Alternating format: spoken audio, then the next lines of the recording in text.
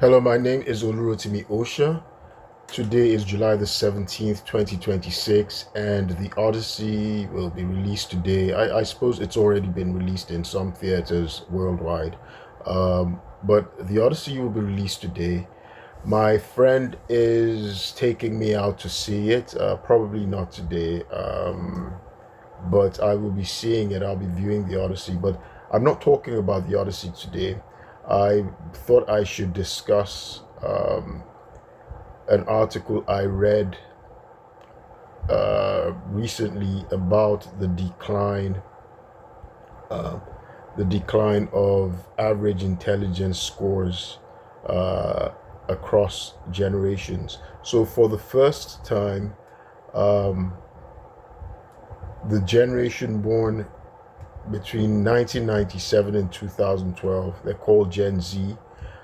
They manifested a decline in average intelligence, right? So it's called a reverse Flynn effect. So the Flynn effect uh, basically posits uh, a long-standing increase, right, in average intelligence scores uh, in successive generations, and this has been uh, true. It's been consistent for over a century. So the generation after you is typically smarter, right, than the previous generation. However, the reverse Flynn effect uh, indicates that for the first time, there's been a decline. We're experiencing a decline in average intelligence scores amongst the Generation Z, Gen Z, right? People in their late 20s right now, people in their right. They're saying for the first time there's a sharp decline in average intelligence scores. And the reason is attributed to the pervasive and heavy use of smartphones, right? Digital technology, the use of um, bite-sized digital media, right? You have podcasts. People do not read anymore. Instead of people acquired knowledge and information from podcasts, right? And uh, mini podcasts, right? So it's manifested a steep decline in reading comprehension, right? People have been talking about how America is now an illiterate society. Illiterate, that means there are people who can read and write, but they don't read, right? They don't do it. They don't read and write anymore. Um, they have no interest in doing it. So, and of course, they say 54% of American adults uh, are, read at the level of 10-year-olds, and over 20% of Americans are now are illiterate, are currently illiterate, not even illiterate.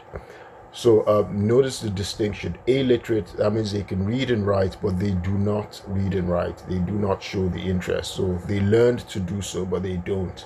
But in any event, uh, this reverse Flynn effect, they say, um, instantiates low reading comprehension, right? Very low reading comprehension, very significantly low critical thinking and mathematical reasoning skills, right? So a decline across the board in many intellectual and cognitive functions. And again, they say it's because of the pervasive use of digital media, technology, and people just don't read anymore.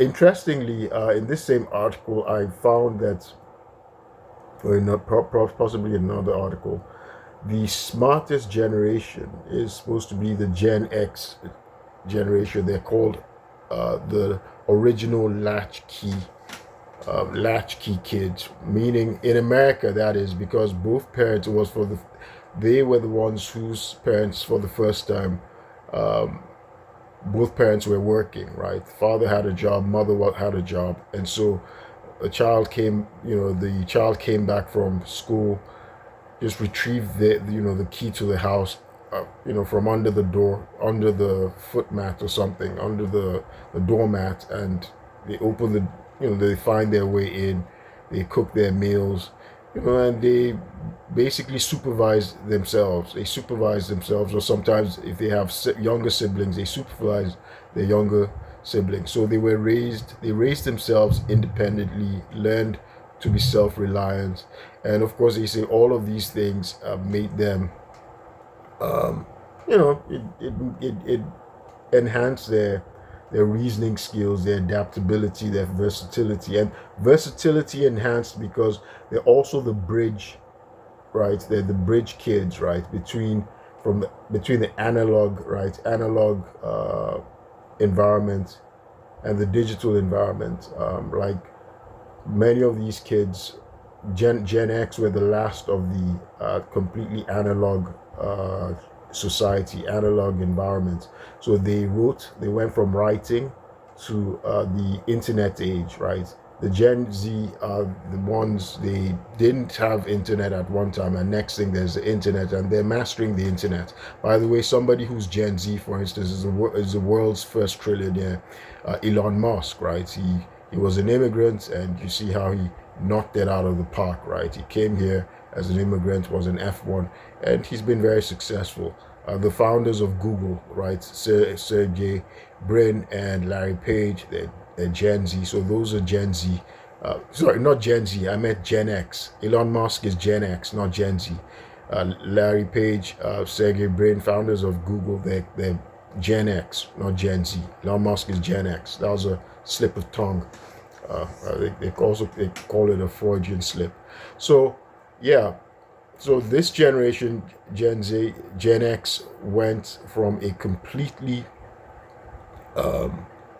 analog environment, right? Analog mode of learning. I remember we used the rotary phone in Nigeria, and I remember seeing something on Facebook, and a kid, a younger, somebody in their 20s, they were looking at a rotary phone. That's the one that you dial, and they didn't know how to use it. They're looking at like it was some kind of strange device, but we would dial back then. The dial would go in a circle. So that was called a rotary phone. My brother reminded me of something when I was coming to the US in the 90s, and I had to take my standardized test. I didn't have a computer at home. It was one thing my mom was always like telling my dad that, hey, he should get me a computer. My dad didn't think it was necessary because computers were new, right? So it just seemed like a fad to my dad. My dad got me all the, great tutors, lesson teachers. He got me a piano, a grand piano. I had a Yamaha, what do they call them? I've forgotten what they call them, but a very expensive piano. Got me the leading pianist in Nigeria to come teach me at home. Of course, I lost interest. I was not interested, but because I was a kid. But he wouldn't get me a computer, right? So I was unlike a lot of my peers, many of my classmates, my peers, when I was in computers became popular amongst the geeks. So they call them the geeks, right? We actually had a computer club, right? Because they were new in Nigeria, that is. And so they had a computer club. So some of my friends had computers, but computers just seemed like stuff for games, right? To play games with, right? That's what I guess that's what my dad saw it as. My dad was like, okay, it's just a device to play games on. And so my mom was like, oh, he should get me a one, but he didn't. But nevertheless, when I was preparing for my standardized tests coming to America, I had to use a computer. I had to take my test on a computer. And so what I did was I cut out a piece of cardboard, right? Cardboard, and I wrote all the keys. I replicated the keys on the keyboard on this cardboard, right? I made a replica on a cardboard of the keys, and I memorized it, and that was how I was able to go and sit my standardized test. So I memorized it in my head. These days, right? Of course, when I got to the US, one of the first things I did was I bought myself a computer, but I had a tower, right? And so of course I've been using computers ever since. These days, I don't even look at the keyboard, right? I don't look. I can type with my eyes closed. But what's funny is, if you ask me where are the keys located on a keyboard, I wouldn't know, right? I wouldn't know. And before I came to the US, I memorized it to be able to take my standardized test on a computer, right? But now, even though I type fast without having to look at a computer, right, at the keyboard, I I wouldn't be able to identify to tell you where the keys are on the keyboard. But if you put a keyboard in front of me, blindfolded, I'm going to type everything I need to type fast, and I without opening my eyes, without looking at the keyboard. So it's interesting how the brain works. It's so interesting how the brain works. I type in the dark, right? I it's just really funny. But yeah, so interestingly, Gen X, they're considered the smartest generation. It's not the millennials. You would have thought it would be the millennials. The millennials are considered the fragile generation. So they're constantly seeking validation, right? The article I read says they're constantly seeking validation and trophies for everything.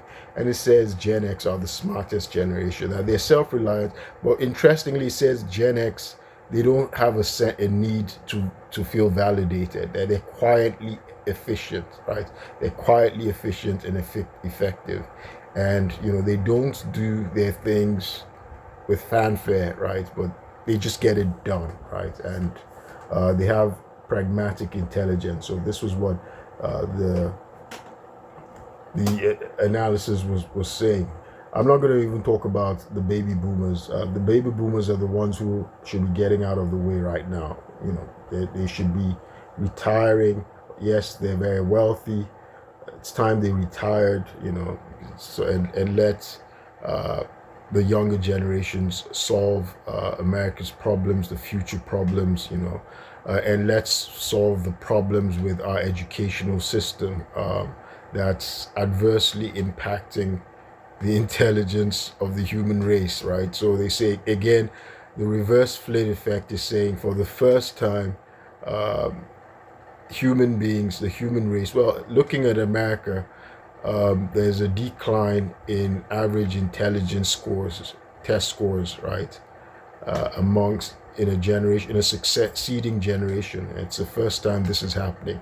And, it makes sense, right? I mean, the Flynn effect makes sense. Parents tend to invest in their kids, send them to school. Again, like my dad, both my parents um, are university educated, are university educated. My father's late, that's why I'm saying. But my mom's, my mom's over 85. Is 85 years old. She's going on 86. Thank God, she's university educated as well. Um, and of course, they invested in their children's education tremendously, right? And so you tend to do well, and that just keeps going on. So, but we're seeing the same gains, the same results isn't being instantiated with uh, Gen Z, right? And apparently, it says that it actually starts off from the people in their 30s, right? They started to manifest this decline in average intelligence scores. So hopefully we could do something about it and get more interested in reading, right? Reading is, it's not a natural thing that, human beings weren't born to read, or it's not like a natural faculty of human beings. Human beings developed the art of reading, but reading apparently did something. It improved humans' intelligence, right? And the digital age apparently is not helping, intelligence, because it's not working. It's not going through the rigors of analyzing. When you're reading, there's just some rigorous activity that's going on that the brain is conducting, right? There's some kind of work that the brain is doing, and it's good for it. It's just like being in a gym, right? You lifting weights, it's good for your muscles, right? Your muscles, when you're actually going through the work, the process. You've heard of the phrase no pain, no gain, right? But when you're consuming things through a digital medium, right? Maybe it's through the TV, and you're just watching it's sort of passive, right? It's passive, it's not active. You're not doing, your brain isn't doing a lot of work. Anyway, I'm not an expert on that. I like reading, and I like, disseminating information. That's the purpose. I have this, that's the reason I have this channel. And of course, for my niece who watches it, and for her to, because she's part of that generation. She's young. How old's my niece? She's young, and so she can learn. And my nephews as well, so they can, they watch the videos and they can learn, acquire information. And for my friend's son, right? My friend's son, who's a teenager now, and my friend's very brilliant, right? Very brilliant woman, but I think it's sort of like an honor that she wanted me to be able to mentor her son, because she knows I have a love of reading, and just to discuss how you can get interested in reading, and just continue to be curious and just learn a variety of different things. I do admit I'm not somebody who's mechanically inclined, right? I'm not mechanically inclined. I'm not interested in that. But anyway, I'll stop this here. My name is Olurotimi Osha. I will keep you posted. Thank you.